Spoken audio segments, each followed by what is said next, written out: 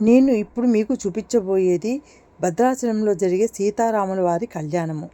సీతారాముల వారి కళ్యాణము అంగరంగ వైభోగంగా స్వర్గంలో జరుగుతూ ఉన్నదా అన్నట్టుగా ఉన్నది. భరతునికి పచ్చల పథకము మరియు చింతాకు పథకము, ఆ పథకాలు ఓటోటి 10,000 వరహాలు పట్టినాయి.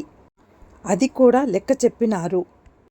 ఆ 10,000 వరహాలు ఖరీదు అయినటువంటి చింతాకు పథకము ఈరోజు 10 కోట్ల 10 మిలియన్లు అయితే ఎంత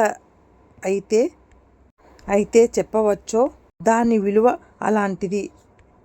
ఎప్పుడో 17వ శతాబ్దంలో రామదాసు తయారు చేయించినారు. ఎంత విలువ అయినది అంటే దానికి భక్తియే విలువ.